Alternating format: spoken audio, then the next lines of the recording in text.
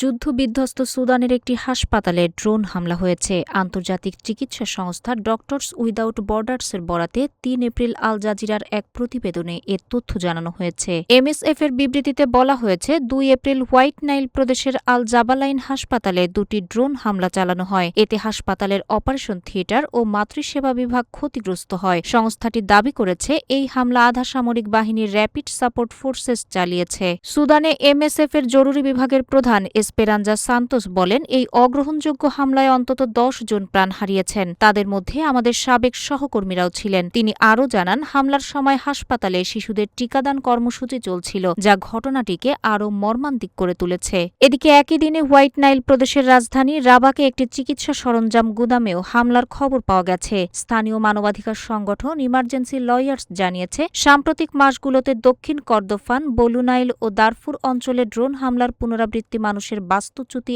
আরও বাড়িয়েছে। বিশ্ব স্বাস্থ্য সংস্থা জানিয়েছে, যুদ্ধ শুরুর পর থেকে সুদানে ২০০টির বেশি স্বাস্থ্যসেবা কেন্দ্রে হামলা হয়েছে। গত মাসেই দারফুর অঞ্চলে একটি হাসপাতালে হামলায় অন্তত ৭০ জন নিহত হন, যার মধ্যে ১৩ শিশু ছিল। সুদান সরকারের এক মন্ত্রী এই হামলার তীব্র নিন্দা জানিয়ে আরএসএফকে সন্ত্রাসী সংগঠন হিসেবে ঘোষণার আহ্বান জানিয়েছেন।